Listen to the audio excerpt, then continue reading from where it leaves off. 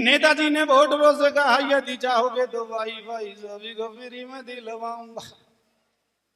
कि नेताजी ने वोटरों से कहा यदि चाहोगे तो वाईफाई सभी को फ्री में दिलवाऊंगा। सातों सागरों का जल बाल्टी में भर लूंगा। सूरज को उत्तर दिशा में छिपवाऊंगा। सूरज को उत्तर दिशा में छिपवाऊंगा। जब तक सारे ताली नहीं बजाएंगे सूरज नहीं छिपेगा।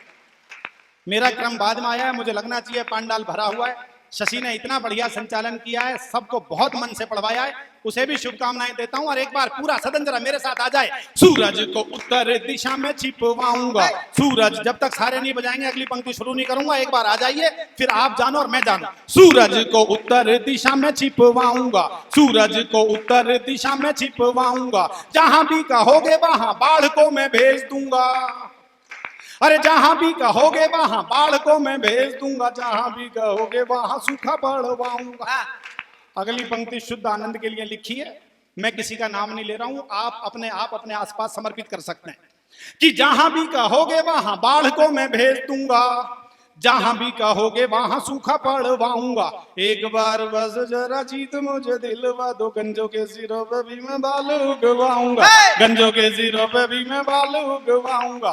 गंजों के सिरों पे भी मैं बाल उगवाऊंगा। एक दो छंद और आपको सुना था। भाई राजू भैया का तो कोई जवाब ही नहीं। मैं समझता हूं कि कहीं भी हो कवि सम्मेलन, संयोजक ये हमारे राजकुमार जी होने चाहिए।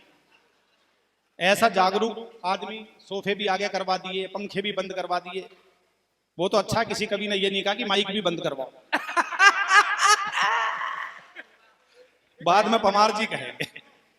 मैं निश्चित रूप से बधाई देता हूं। इस मैनपुरे के कवि सम्मेलन का कोई जवाब नहीं है। पूरे भारतवर्ष में इतने बजे तक इतने अच्छे ढंग से इतने मन से सुनने वाले लोग मैं 27 साल से कवि सम्मेलन में हूं, मैंने नहीं देखे साहब। मैं सच बता रहा हूं, मैंने नहीं देखे कि हर रंग की कविता को आप इस ढंग से सुने। वरना आजकल तो हमारे खाने पहनने बोलने चालने में हर चीज में परिवर्तन होता जा रहा है। विष्णु भैया, मैं तो पिछले दिनों दिल्ली यूनिवर्सिटी में घूम रहा था। अचानक एक सज्जन आते हुए टकरा गए। बोले इधर से मेरी लड़की को जाते हुए देखा है क्या? मैंने कहा लड़की बड़की कोई नहीं थी, हाफ पैंट बनियान में सिगरेट पीता हुआ एक लड़का जा रहा था। बोले वही तो मेरी लड़की थी। मैंने कहा आप उसके बाप हैं क्या? बोले शट अप, मैं उसकी मां हूं। लड़के लड़की की बात छोड़ दो, माँ बाप तक का पता नहीं लग रहा।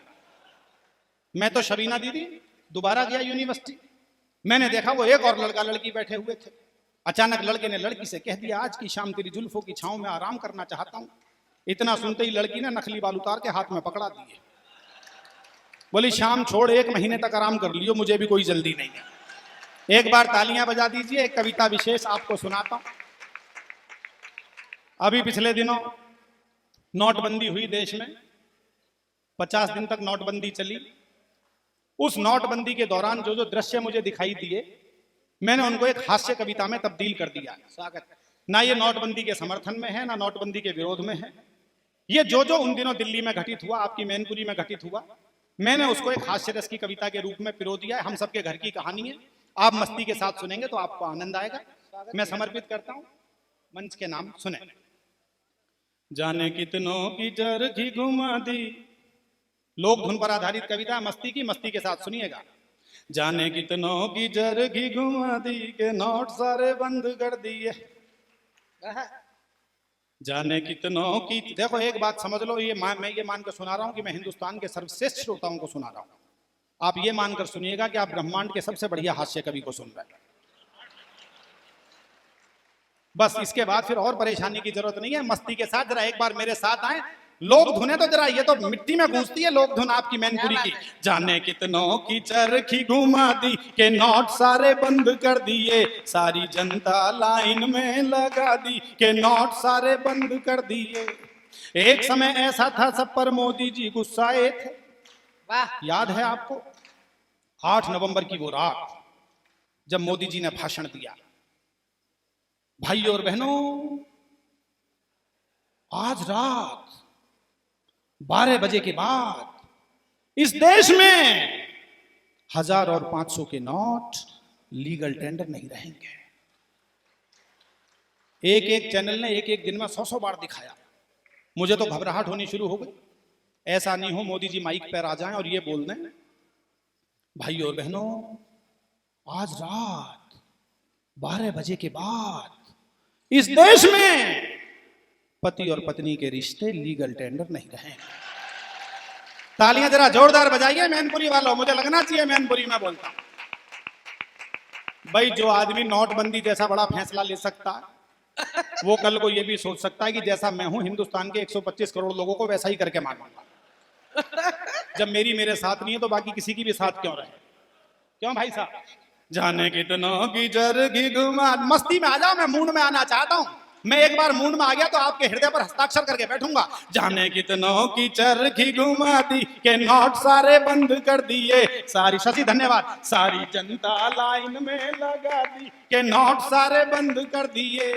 एक समय ऐसा था सब पर मोदी जी गुस्साए थे, काले धन को खत्म करूंगा ये कहकर गरमाए थे।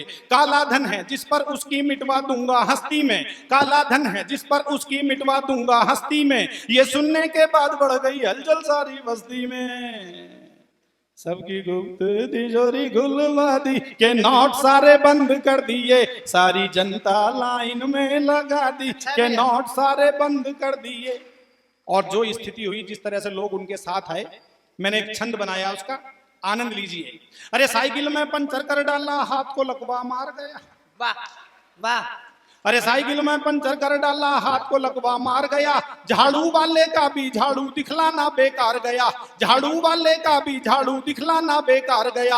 हंसिया और हथौड़े का भी बिल्कुल खाली वार गया। अगली पंक्ति ठक से दिल पर लगे और लगे कवि ने जो हुआ है उसे शब्द दे दिए। तो मैनपुरी के पंडाल में तालियों की गूंज देखना चाहता हूं। अरे हंसिया और हथौड़े का भी बिल्कुल खाली वार गया, हंसिया और हथौड़े का भी बिल्कुल खाली वार गया। दमखम से आगे निकला जो हाथी स्वर्ग सिधार गया। नोटबंदी से पहले मेरी पत्नी रोज कहती थी, कवि सम्मेलन में से क्या लाते हो, किसे दे आते हो, कहां धरी आते हो, समझ में ही नहीं आता। मेरे पास तो जहर खाने को भी पैसे नहीं है। नोटबंदी के बाद इतने निकल आए, पूरा शाहदरा जहर खा के मर सकता था उससे। सबने प्रश्न किया होगा, आपने भी प्रश्न किया होगा। मैंने पूछा ये इतने नोट कहां से आ गए तुम्हारे पास? तो अगली ने तुरंत कहा, सावन में पिताजी दे गए थे, भादों में माताजी ने भिजवाए थे, भैया दोष पे भाभी दे गई थी, रक्षाबंधन पे भाई दे गया था। तालियां अगली बात पर चाहता हूं आपकी। मैंने आंखें निकाली उसकी तरफ, बहुत अच्छे, इतने तो सालों ने ब्याह में नहीं लगाए जितने रक्षाबंधन पे दे गए थे। आनंद लीजिएगा। मैंने कहा कि मैंने शुद्ध आनंद के लिए लिखी है। अरे करी नोटबंदी मोदी ने पता चला जब टीवी से, करी नोटबंदी मोदी ने पता, ब्रजेश जी, करी नोटबंदी मोदी ने पता चला जब टीवी से, जितने लॉकर में थे उससे ज्यादा निकले बीबी से। मोदी जी ये सोच रहे थे मैंने झंडा गाड़ दिया। अगली पंक्ति पर देखना चाहता हूं मैनपुरी कितना समर्थन करती है। मैंने केवल जो हुआ है राजू भैया उसको शब्द दिए, पूरे सदन की तालियां चाहूंगा। अरे मोदी जी ये सोच रहे थे मैंने झंडा गाड़ दिया, मोदी जी ये सोच रहे थे मैंने झंडा गाड़ दिया। बैंक कर्मियों ने लेकिन पूरा ही टेंट उखाड़ दिया। अरे बैंक कर्मियों ने लेकिन पूरा ही टेंट उखाड़ दिया। चौकीदारों ने चोरी करा दी के नोट सारे बंद कर दिए, सारी जनता लाइन में लगा दी के नोट सारे बंद कर दिए। अंतिम चरण सुनिएगा इस कविता का, मैं क्या कहना चाहता हूं। और मैंने एक साथ दिल्ली में लोगों के दो तीन चेहरे देखे। ऐसे लोग जो टेलीविजन पे बहसें चल रही थी, रात दिन बहसें चल रही थी, टेलीविजन का माइक सामने आ रहा था, नोटबंदी हुई है, क्या कहना चाहेंगे, बहुत अच्छा हुआ है, देश बदल रहा है, समाज बदलने वाला, राष्ट्र बदलने वाला है, ऐसा बड़ा निर्णय पहली बार हुआ है। घर आते थे, दरवाजा बंद करते थे, बेडरूम में जाके चिटकनी चढ़ाते थे, पत्नी के सामने सिर पकड़ के बैठ जाते थे।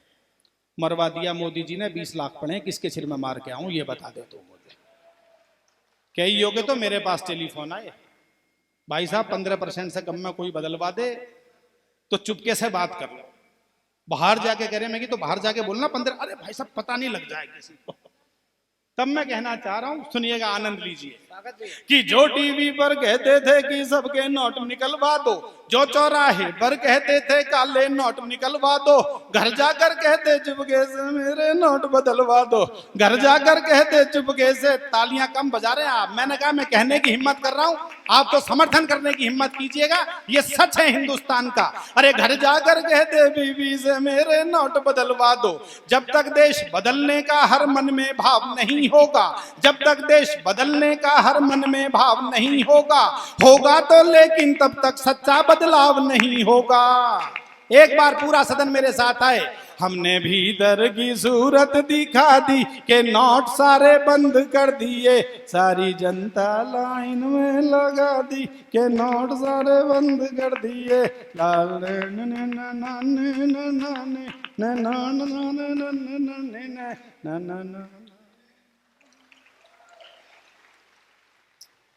सुनाओ एक रचना विशेष, ये तो मैंने इसलिए कि विष्णु भैया ने इतना अच्छा आपको सुनाया, बहुत डुबो देते हैं आपको भीतर तक।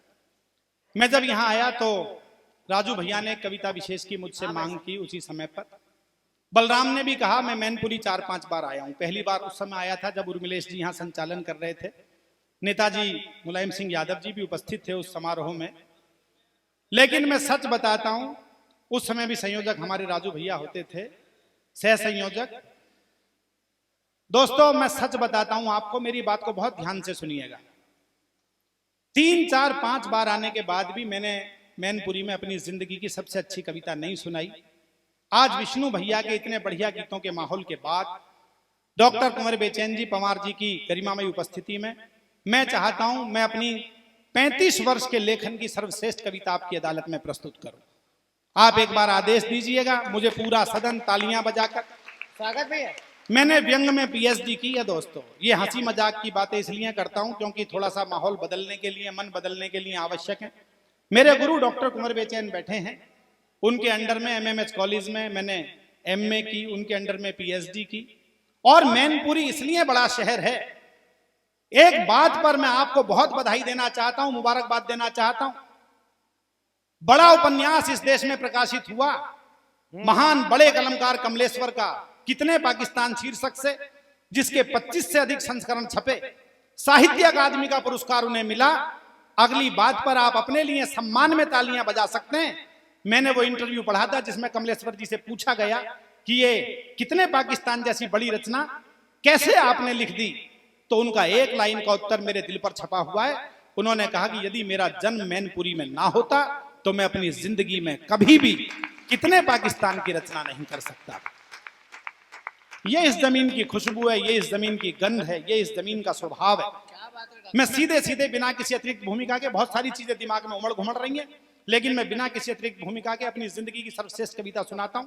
नमोकार चैनल वाले यहाँ हैं, इन्होंने पिछले दिनों ये कविता मेरी रिकॉर्ड की और 15 दिन के अंदर 5 लाख से अधिक लोगों ने उसको देखा है।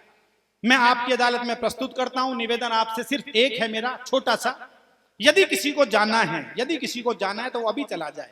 मैं हाथ जोड़कर निवेदन करूंगा, लेकिन मैं कविता शुरू कर दूं तो बीच में कृपया उठकर ना जाए। मैं अपनी जिंदगी की वो कविता सुना रहा हूं। महाभारत का युद्ध आप सब जानते हैं। राजू भैया, कृष्ण तो आप तो कृष्णवंशी हैं, और कृष्ण ने यह घोषणा की थी, इस महाभारत के युद्ध में मैं अस्त्र शस्त्र नहीं उठाऊंगा। दूसरी ओर भीष्म यह घोषणा करते हैं, मैं कृष्ण से अस्त्र शस्त्र उठवाकर मानूंगा। बाबूजी, इन दोनों प्रतिज्ञाओं ने मेरी अंतरात्मा में एक द्वंद मचाया। 19 वर्ष पहले मैंने ये रचना लिखी थी। साल में एक आध बार कभी सुनाता हूं, जब मेरा मन हो जाता है, आप जैसे अच्छे लोग मिल जाते हैं। शुरू करता हूं, आप जितना समर्थन देते चले जाएंगे, मैं उतनी अपनी ताकत अपनी प्रस्तुति में बढ़ाने की कोशिश करूंगा। निवेदित करता हूं आपकी अदालत में, कमलेश, मंच का आशीर्वाद चाहूंगा। देश को जगाने वाला कभी खुद सोने की मुद्रा में आ गया। स्वागत भैया। जाग जा भैया। मैं निवेदित करता हूं, इस गद्दी के चक्कर ने भारत की हालत गारत की। बहुत अच्छा साउंड सिस्टम है बेटा, थोड़ी सी आवाज बढ़ा दो, मैं पीछे हटके बोलूंगा। बहुत अच्छा है, आवाज बराबर जाएगी। भुवन मोहिनी पहली बार मुझे सुन रही है, तो मैं आपका भी ध्यान चाहूंगा। दीदी